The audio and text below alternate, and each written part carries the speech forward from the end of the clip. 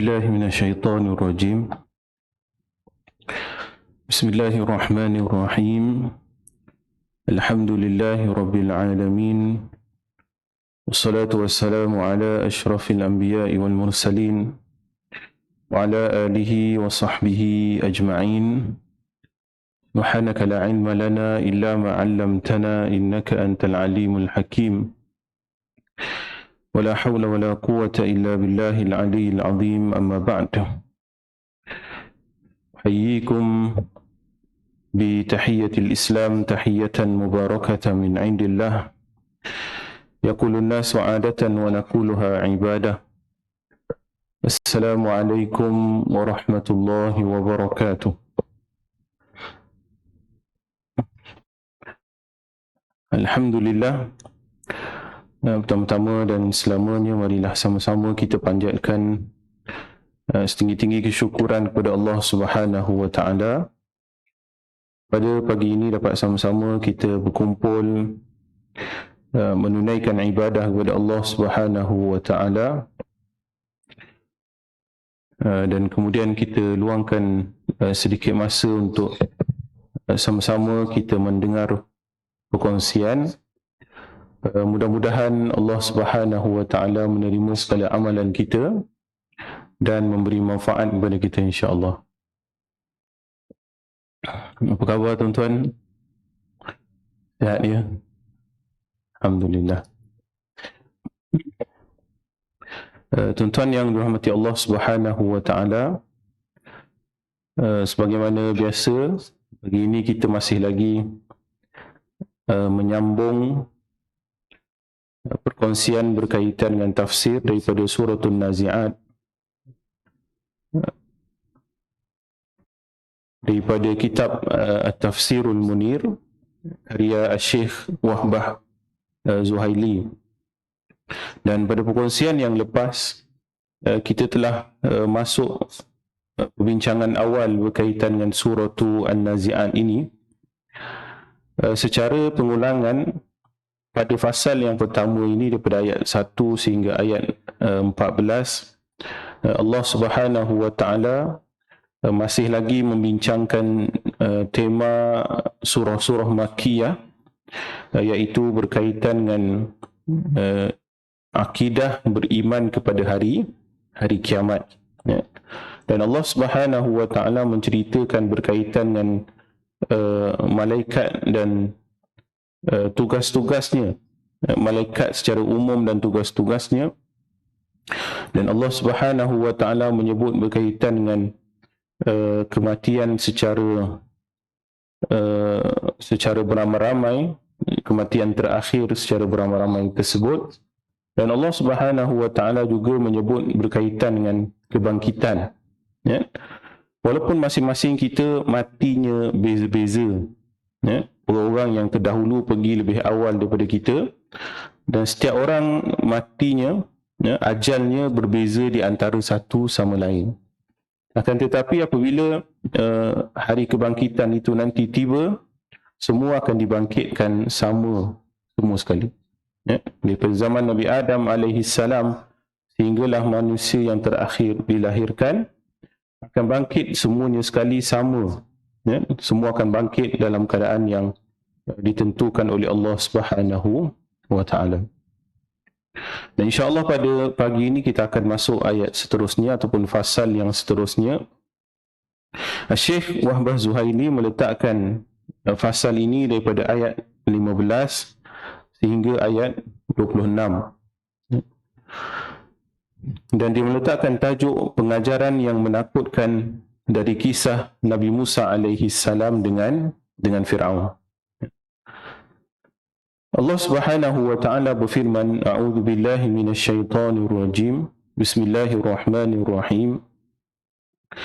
Hal ataka hadithu Musa idh nadahu rabbuhu bil wadil muqaddasi tuwa idhhab ila fir'auna innahu tagha فقل هل لك إلى أن تزكى وأهديك إلى ربك فتخشى فأراه الآية الكبرى فكذب وعصى ثم أدبر يسعى فحشر فنادى Faqala ana rabbukumul a'la fa'akhadhahu Allahu nakala al-akhirati wal ula inna fi dhalika la'ibratan liman yakhsha. Sadaqallahul azim. Yang bermaksud, sudahkah sampai kepadamu wahai Muhammad kisah Nabi Musa alaihi salam ketika mana Tuhannya memanggilnya di lembah suci, iaitu lembah Tua. Pergilah kamu kepada Fir'aun, sesungguhnya dia telah melampaui batas. Dan katakanlah kepada Fir'aun, adakah kamu mahu membersihkan diri dari kesesatan? Dan kamu kupimpin ke jalan Tuhanmu agar kamu takut kepadanya. Lalu Musa memperlihatkan kepadanya mukjizat yang besar. Tetapi Fir'aun mendustakan dan menderhakainya. Kemudian dia berpaling lalu berusaha menentang Nabi Musa alaihi salam. Maka dia mengumpulkan pembesar-pembesarnya lalu berseru memanggil kaumnya, lalu berkata, "Akulah Tuhanmu yang paling tinggi." Maka Allah Subhanahu wa taala menyiksanya dengan azab di akhirat dan azab di dunia.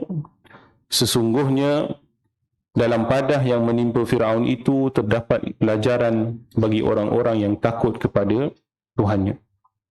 Sadaqallahul azim. Maha benar Allah Subhanahu wa taala yang maha agung. Selepas Allah Subhanahu wa taala menceritakan berkaitan dengan iman kepada hari kiamat, Allah Subhanahu wa taala membawakan contoh nabi dan penentangnya, antara kisah yang paling banyak diceritakan di dalam Al-Quran. Kisah Nabi Musa alaihi salam antara kisah yang paling banyak Allah Subhanahu wa taala menceritakan kisahnya di dalam Al-Quran. Kisah Fir'aun dan Nabi Musa alaihi salam ini antara kisah Nabi yang paling banyak dan paling selalu diulang oleh Allah Subhanahu wa taala.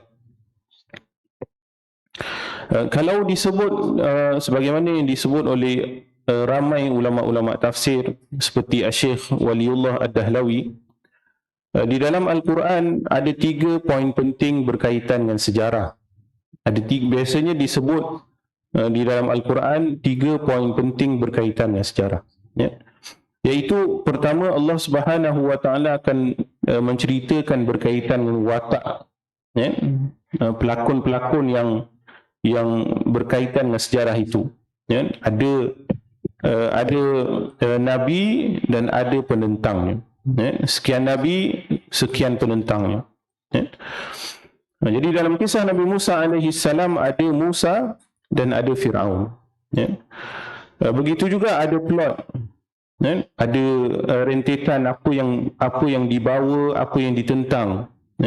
Apa yang Nabi Musa alaihi salam bawa dan apa yang ditentang oleh penentangnya, iaitu Fir'aun. Dan biasanya yang ketiga akan disebut akibat. Allah Subhanahu wa taala, kerana mereka semua ini telah pergi dan telah mendahului umat Nabi sallallahu alaihi wasallam, dan Allah Subhanahu wa taala menceritakan akibat yang mereka tersebut. Para nabi dan mereka yang mengikuti nabi, dan juga para penentang nabi dan mereka yang mengikuti para penentangnya, di manakah letaknya mereka. Jadi orang-orang terdahulu kita telah tahu mereka ni masuk mana dah. Diceritakan oleh Allah Subhanahu wa taala akibat kedua-dua golongan tersebut. Sebab tu dalam kisah Nabi Musa alaihi salam, kalau dikaji kepada watak pada zaman Nabi Musa alaihi salam, ada 5 watak yang berkaitan dengan Nabi Musa alaihi salam. Disebut dalam Al-Quran ke-5 nama tersebut. Walaupun ada sebahagian para ulama yang mengatakan salah satu daripada mereka itu bukan nama watak tersebut. Dalam kisah Nabi Musa alaihi salam ada 5 watak, iaitu pertama Musa alaihi salam, kedua Harun alaihi salam. Yang disebut namanya Musa dan Harun. Kemudian dari sudut para penentang Nabi Musa alaihi salam, ada Firaun, ada Qarun, dan ada Haman. Qarun, Firaun, Haman dan juga Qarun. Jadi 5 nama ataupun 5 watak pada zaman Nabi Musa alaihi salam. Selain daripada itu, ada watak-watak yang tidak disebutkan nama, iaitu Bani Israel, emak Nabi Musa alaihi salam, isteri Firaun, tapi tidak disebutkan nama. Walaupun ada sebahagian para ulama yang mengatakan bahawa Firaun itu bukan nama Firaun, tapi ada juga sebahagian ulama yang mengatakan Firaun itu adalah nama orang. Ada sebahagian yang mengatakan Firaun itu bukan nama orang, tetapi jawatan dia.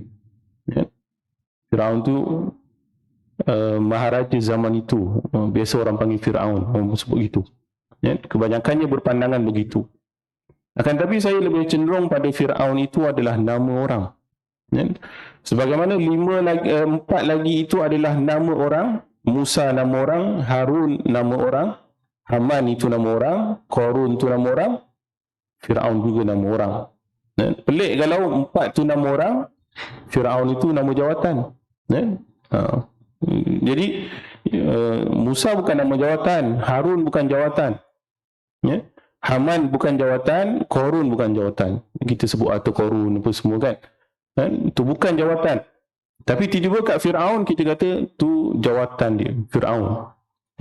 Orang panggil sultan ke, orang panggil maharaja ke, orang panggil kaisar ke, orang panggil Kisra.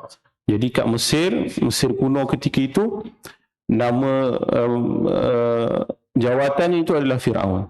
Itu sebahagian pandangan. Tapi saya lebih cenderung Firaun itu adalah nama orang.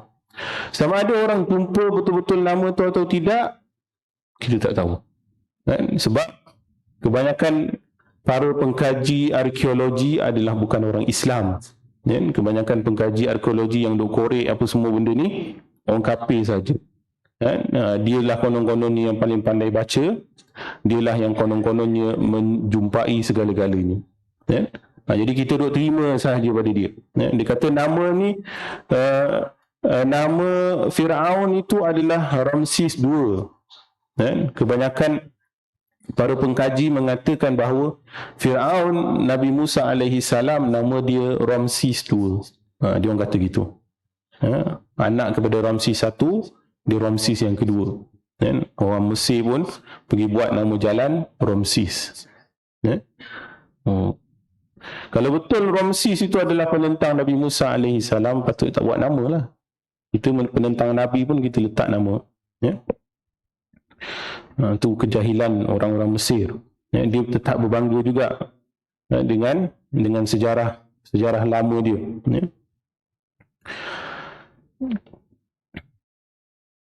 Itu sebahagian watak ataupun 5 watak yang disebut nama, dan banyak lagi watak-watak dalam kisah Nabi Musa alaihi salam, sama ada ketika awal dia, ketika pertengahan dan ketika pengakhiran Nabi Musa alaihi salam. Jadi Allah Subhanahu wa taala menyebut kepada Nabi sallallahu alaihi wasallam, hal ataka hadithu Musa, wahai Muhammad, telah sampaikah kepada kamu kisah Nabi Musa alaihi salam? Dan kisah Nabi Musa alaihi salam ini kepada Nabi sallallahu alaihi wasallam adalah untuk memberikan perbandingan kepada Nabi sallallahu alaihi wasallam. Sebab tu kalau kita lihat dalam Al-Quran, dalam hadis Nabi sallallahu alaihi wasallam, antara perbandingan yang selalu dibandingkan kepada dakwah Nabi sallallahu alaihi wasallam ialah Nabi Musa alaihi salam. Biasa akan dibandingkan itu sebab kisah Nabi Musa alaihi salam itu sangat detail dan sangat banyak untuk dibandingkan dengan Nabi sallallahu alaihi wasallam. Kebanyakan kisah-kisah Nabi yang lain kita tak tahu secara detail. Israiliyat dia mungkin banyak, tapi kita tak tahu detail. Siapa dia punya penentang dia, kawasan mana pun ada khilaf di kalangan para ulama mufassirin. Kalau kita lihat dalam peristiwa Al-Isra wal Mi'raj, ya, antara Nabi yang berdialog dengan Nabi SAW adalah Nabi Musa alaihissalam. Ya. Ketika Nabi naik ke Sidratul Muntaha, kemudian mendapat perintah menunaikan salat, ya, kewajipan menunaikan salat daripada Allah Subhanahu wa taala, Nabi turun bertemu dengan nabi-nabi yang lain, dan hanya Nabi Musa alaihissalam sahaja yang bertanya dan memberikan cadangan.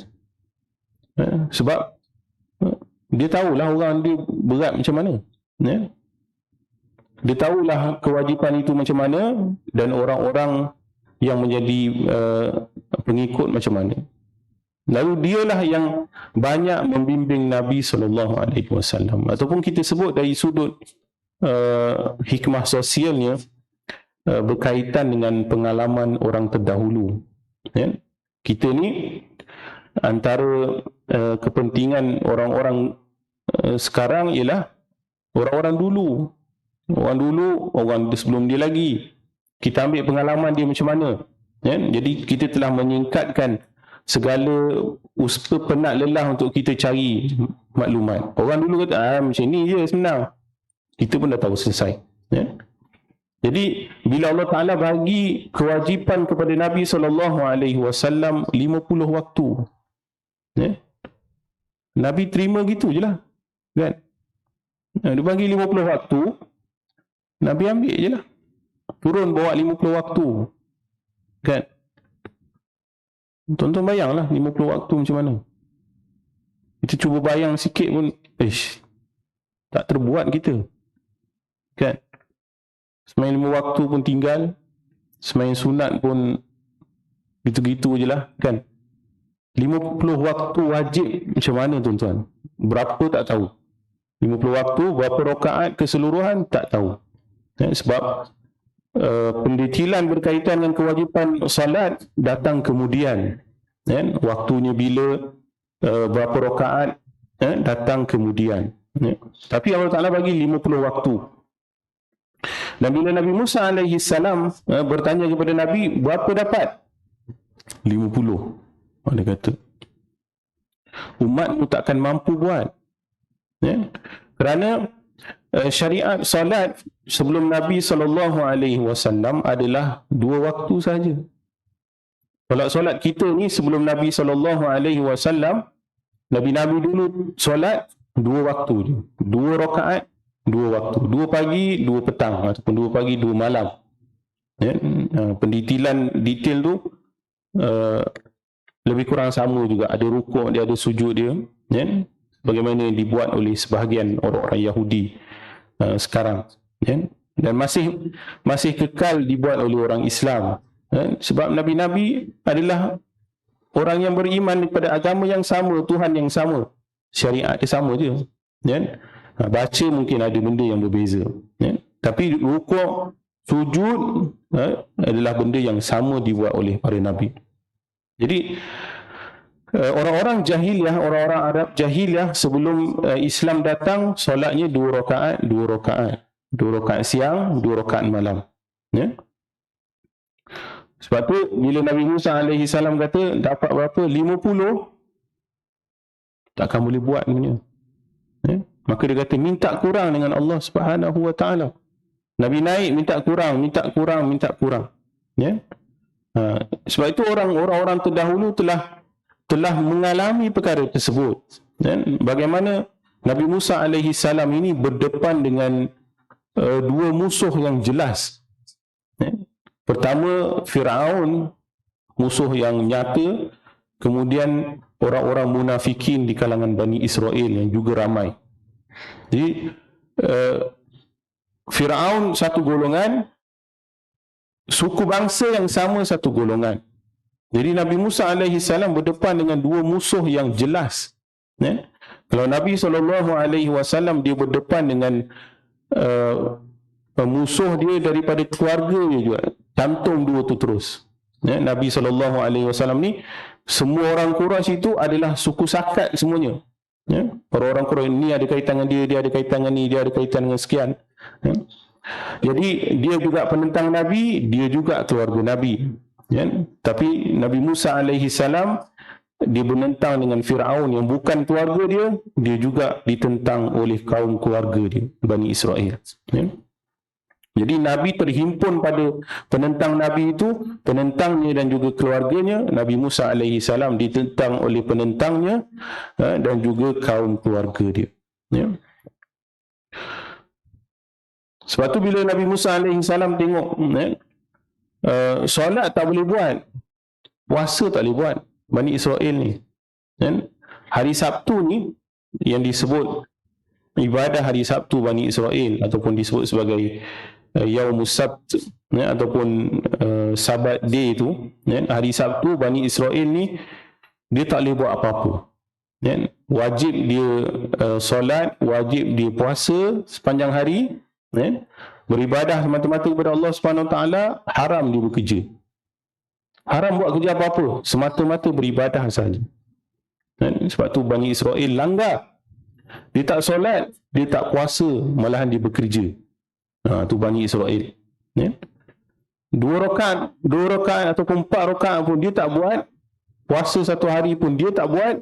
Malahan dia melanggar Allah Subhanahu Wa Taala dengan melakukan perkara yang diharamkannya. Maka pengalaman itu kita sebut pengalaman orang terdahulu adalah asam garam yang loncatan asam garam untuk orang-orang kemudian. Jadi Nabi SAW yang baru ditentang oleh kaum keluarga dia, belum buat apa-apa lagi. Bila Nabi Musa AS kata minta kurang, dia pun pergi minta kurang, dapat 5 waktu. 5 waktu itu kalau kita sebut dari sudut jasa, itu jasa Nabi Musa AS. Jasa Nabi Musa AS kepada kita. Lepas tu solat 5 waktu, ingat Nabi Musa AS tu.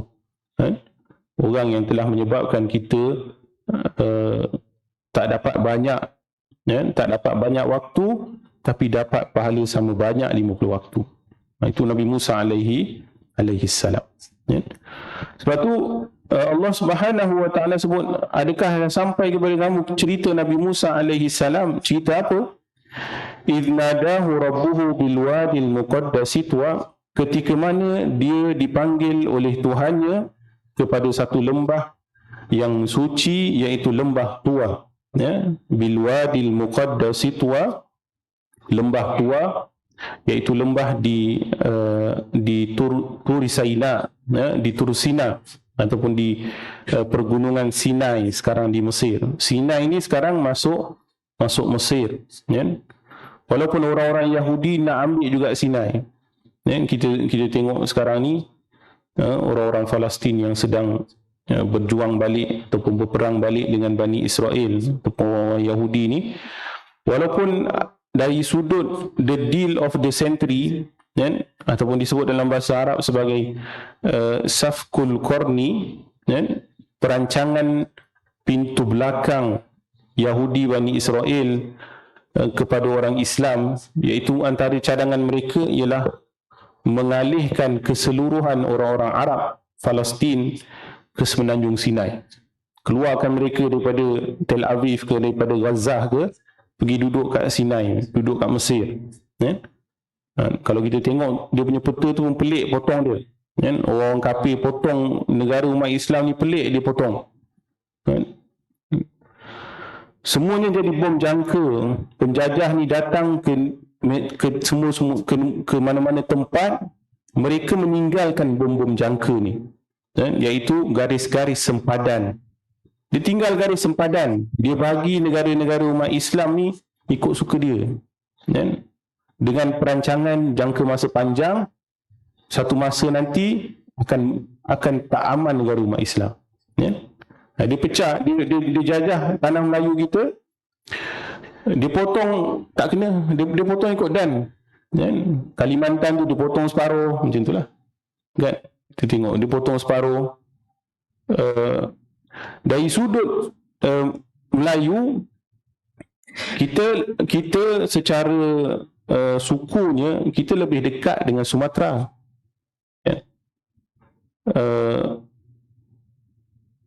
kalau dari sudut sukunya, kita dengan Jawa jauh. Tanah Melayu ni. Kita dengan Jawa ni jauh sebenarnya. Ya. Apatah lagi dengan Sabah Sarawak, lagi jauh. Ya. Walaupun masih lagi dari sudut suku Melayu yang besar. Ya. Tapi dia potong macam tu. Dia buat negara Indonesia tahun 1940-an. Ya. Lepas tu dia bagi kat kita, dia potongnya macam tu. Ya. Lepas tu dia potong separuh pula atas. Dan orang Melayu Patani potong Patani dengan atas pula. Jadi bila Thailand nak mula buat potong segenting kera, dia dah risau. Itu pun semua bom jangka tu. Kalau dia potong segenting kera, maka sempadan itu akan jelas. Dan orang-orang selatan Thailand boleh buat negara lain ataupun masuk ke Malaysia pula. Kan? Benda-benda begitulah yang akan menyebabkan bom-bom jangka, yang menyebabkan negara umat Islam ni sentiasa tak aman. Ya? Begitu juga dia potong Palestin tu, kan? Sepanjang Sinai kat sini. Ya? Daripada Mesir tu dia buat terusan Suez, sepanjang Sinai tu bentuk tiga segi macam tu. Ya? Kat situlah dicadangkan untuk dialihkan orang-orang Palestin kat situ. Walaupun sebenarnya dari sudut perancangan dia, Israel Raya tu, situ pun dia nak ambil. Ya? Walaupun dia kata kami nak cadangkan supaya penyelesaian dua negara ni tak sesuai. Jadi orang Islam masuk negara umat Islam lah. Kan, orang Palestin ni pergi kat Mesir lah sebab mereka orang Arab. Mereka juga orang Islam. Pergi dekat semenanjung Sinai. Kan? Jadi padahal sebenarnya perancangan jangka masa panjang dan besar mereka kat situ pun dia nak ambil juga. Kan? Suruh orang beralih ke sini, nanti kat situ pun dia nak ambil juga. Nanti bila dia nak ambil yang kat situ, nak halau mana pula lagi? Ya, Israel ni. Ya. Jadi, masuk rumah, lepas tu dia halau kita pada rumah, kita dah pergi masuk rumah sewa, dia nak ambil rumah sewa tu pula. Macam itulah. Habis semua dia nak ambil. Itu dia nak halau kita. Ya. Sedangkan ketika satu waktu bersama dengan Nabi Musa alaihi salam, Nabi Musa alaihi salam suruh berperang di Palestin itu, ketika waktu itu yang ada kaum-kaum Jabbarin, mereka enggan berperang.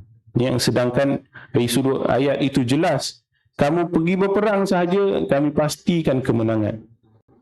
Ini satu kaum yang Allah Subhanahu wa taala lebihkan sangat banyak. Dan Allah Taala sebut, Ya Bani Israel adhkuru ni'mati allati an'amtu alaikum wa awfu bi'ahdi ufi bi'ahdikum wa iyaya farhabun. Suratul Baqarah ayat 40. Allah Ta'ala sebut, wahai Bani Israel, ingatlah nikmat kami yang kami kurniakan kepada kamu, dan tunaikanlah janji kamu yang telah kamu buat dahulu, dan kepada kamilah kamu menyembah kembali. Ya. Antara kaum yang Allah Ta'ala bagi sangat banyak nikmat dia. Allah Ta'ala lantik sebanyak-banyak Nabi daripada mereka. Sebanyak-banyak Nabi. Majoriti Nabi Bani Israel. Ya. Allah Ta'ala pilih mereka menjadi anak Allah. Ya. Disebut sebagai anak Allah ataupun bangsa pilihan. Ya. Dan dalam kisah bersama Nabi Musa alaihi salam, Allah Ta'ala kata, kamu pergi saja menang. Dan antara peperangan yang telah dijanjikan kemenangan. Dia bukan macam orang Islam, dia kata satu masa nanti boleh menang. Kalau umat Nabi Muhammad SAW, Allah Ta'ala kata nanti boleh menang, akan kalah juga, tapi satu masa nanti kamu akan menang keseluruhan. Tapi tak tahu bila lah. Nampak duk kalah aja kita ni. Itulah. Ya. Tapi Bani Israel adalah kaum yang Allah Ta'ala kata, pergi kat situ, pergi saja kamu menang. Confirm menang. Ya. Dah dapat janji kemenangan itu, dia kata, oh, Nabi Musa je lah pergi, kami kalau betul menang, ya, kami duduk kat sini dah ada tempat, takut-takut masuk. Mereka gugat perkara tersebut dengan mengatakan seolah-olah tentang Allah Ta'ala pun tipu kita ni. Ya, tentang Allah Ta'ala pun tipu kita. Cakap menang, tak menang. Bukan boleh percaya juga. Ya. beberapa ayat Al-Quran kepada Nabi Musa alaihi salam, mereka sebut dengan perkataan Tuhan kamu. Bani Israel ni sebut pada Nabi Musa alaihi salam, minta dengan Tuhan kamu. Tuhan dia dengan Tuhan kamu, Tuhan samalah. Tuhan Nabi Musa alaihi salam dengan Tuhan semua Bani Israel, Tuhan samalah. Apa ni nak kena sebut minta dengan Tuhan kamu? Macam Tuhan dia lain, Tuhan kita lain. Tuhan kamu lebih betul, minta dengan dia. Seolah-olahnya begitu jauh dari sudut hati Bani Israel, mereka kufur kepada Allah Subhanahu wa taala. Sebab tu disebut sebagai satu lembah di Wadi Tuwa ataupun Wadi Muqaddasi Tuwa, lembah Sinai. Lembah Sinai ni tempat Allah Subhanahu wa taala. Sinai keseluruhan besar. Ada satu tempat yang dihukum Bani Israel dalam satu tempat di Sinai itu, mereka duduk di situ 40 tahun. Dan di kawasan itu juga ada satu lembah yang Nabi Musa alaihi salam dipanggil dan diberikan wahyu yang baru. Ketika mereka selamat daripada Mesir, kalau kita tengok dari sudut peta tu, daripada Mesir, mereka seberang laut. Kalau dikaji dari sudut peta, mereka seberang itu bukan sebesar-besar laut, akan tetapi laut yang hulu laut ni pun dia ada hulu dia, ada air yang masuk ke laut. Jadi sebelum masuk daripada air sungai bertemu dengan air laut, itu antara hulu dia. Tapi nak lalu lintas macam tu ataupun lintas sungai lagi susah, sebab nak kena naik gunung apa semua baru boleh lintas sungai. Tapi mukjizat Allah Subhanahu Wa Taala, hulu ni tak besarlah sangat, tak besarlah sebesar-besar laut. Hulu laut ni macam kita tengok lah, daripada sungai masuk laut tu tak besar lagi. Kalau laut barulah besar, kan? Jadi sebelum air sungai tu masuk ke laut, penuh dengan bukit sekitar. Jadi kalau nak panjat bukit, nak lintas sungai, sedangkan lagi susah. Jadi sebab tu Bani Israel, kita nak pergi mana ni? Kan depan laut, kalau nak panjat sungai, nak tembus bukit bukau ni, tak sempat juga kita. Ketika itu mukjizat Allah Subhanahu Wa Taala, laut tak berapa dalam kat hulu, Allah Taala belahkan laut tersebut. Sebab tu dia antara yang hujung sekali, dia sudut laut merah tu yang paling hujung sekali, hulu dia. Kan kita panggil hulu lah, kan? Kehilir. Apalah istilah. Biasa laut ni tak ada sangat istilah tu, kan? Tapi nak katanya yang paling hujung sekali sebelum sungai tu masuk laut. Selepas mereka lintas dekat Sinai, itulah mereka berkumpul, kan? Kemudian Nabi Musa alaihi salam dapat wahyu, dan kemudian mereka degil untuk masuk ke Palestin, dan mereka dihukum tinggal di satu kawasan itu yang tidaklah luas mana, menempatkan ratusan ataupun puluhan ribu Bani Israel beranak pinak 40 tahun kat situ, kan? Jadi selepas 40 tahun baru Allah Subhanahu Wa Taala angkat hukuman itu sampai Nabi Musa alaihi salam pun meninggal, kan? Boleh jadi tanam kat situlah, kan? Sebab tu nabi-nabi ni kita tak tahu kubur dia kat mana. Boleh jadi tanam kat situ, lepas keluar dah tinggal kawasan tu, dan mereka dah beranak pinak, kawasan tu pun tak tahu betul-betul kat mana, ya? Itu lembah Tuwa. Sebab tu lembah Sinai ni tak ada apa, ya? Pegunungan, padang pasir, ya? Kalaupun musim panas sangat, kalau musim sejuk adalah sikit-sikit salji dekat Sinai tu, kan? Sebab Mesir ni musim panas, musim sejuk 4 musim, tapi tak ada salji. Tapi kalau nak salji juga atas nama Mesir, kat Sinai lah adalah sikit. Itulah. Sebab tu bila kawan-kawan dulu, ada banyak orang suka pergi belajar ke Jordan. Sebab Jordan ada salji. Dia tu bukan nak belajar, dia nak main salji pula. Baik pergi UK kalau macam tu.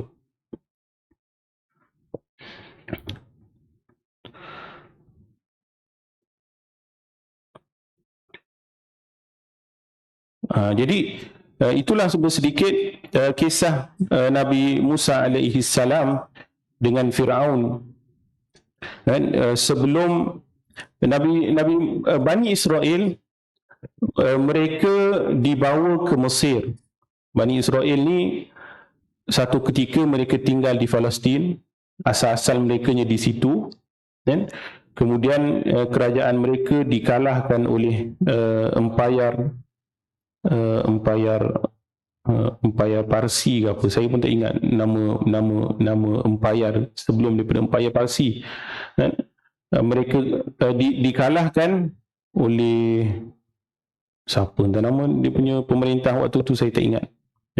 Dikalahkan Bani Israel, kemudian dihambakan Bani Israel dan bawa mereka ke Mesir. Keseluruhan Bani Israel bawa ke Mesir. Sejak dari itulah Bani Israel jadi hamba di Mesir, berterusan beberapa generasi sampailah Allah Ta'ala utuskan Nabi Musa alaihi salam nak bawa keluar balik mereka daripada Mesir, balik ke Palestin. Sebab itulah di kalangan 5 nama yang disebut tadi, Qarun daripada inna Qaruna min qaumi Musa fabagha alaihim. Sesungguhnya Qarun itu daripada suku sakat Nabi Musa alaihi salam.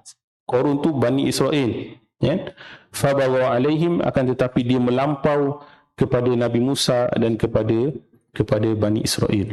Maksudnya dia berpaling tadah khianat Bani Israel dan dia jadi orang kepercayaan Firaun. Sebab tu dia kalau dari sudut nasab lebih kurang sepupu saja dengan Nabi Musa alaihi salam, Qarun.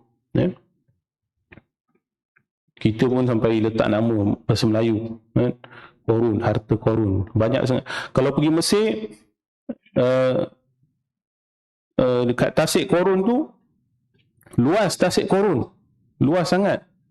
Adalah beberapa kesan-kesan tinggalan bangunan-bangunan yang dikatakan beberapa tingkat dah kena tenggelam tu, tinggal tingkat yang paling atas sekali, bawah semua tenggelam. Tu pun orang dah mula nak korek lah tu, kan? Sebab kalau betul hartanya banyak, orang akan korek lah. Akhir zaman ni orang teknologi pun dah canggih, orang nak korek lah, kan? Harta banyak-banyak tu takkan nak biar dalam tu, kan? Siapa-siapa pun dia akan korek, walaupun orang Islam sekalipun, walaupun Nabi sebut ni harta-harta yang dilaknat, kawasan-kawasan dilaknat, orang Islam tempat-tempat dilaknat pun dia pergi, dia dah tak kisah sekarang, kan? Orang Islam ni, Nabi kata tempat-tempat dilaknat ni lalu sekejap gitu je, ambil ibrah tu tinggal, tapi orang-orang sekarang tempat-tempat laknat dah jadi pelancongan, jadi orang Islam pun datang pergi, best juga tempat ni. Dia macam tu pula. Laut mati tu kesan tinggalan laknat Allah Subhanahu Wa Taala kepada kaum apa lupa pula, Nabi Lut, kan? Allah terbalikkan bumi. Orang Islam datang pergi mandi kat laut tu. Bila pergi mandi, dia ambil gambar berenang, terapung tak tenggelam-tenggelam. Lepas tu dia ambil pasir-pasir dan juga garam-garam laut mati tu, sapu-sapu kat badan, sapu kat muka, boleh hilang jerawat, dia kata, kan? Ada sebagian orang tu siap ambil lagi, bawa balik pergi jual kat orang. Ni garam laut mati, kan? Boleh buang jerawat, dia kata. Dan ni semua ni bercanggah terus dengan wasiat Nabi SAW. Nabi kata jangan duduk lama-lama kat situ, dia siap bawa balik lagi souvenir, dia siap bawa balik lagi cenderahati daripada laut mati. Begitu juga kalau pergi ke Qarun punya tempat, kan, ataupun mana-mana tempat yang dilaknat oleh Allah Subhanahu wa taala.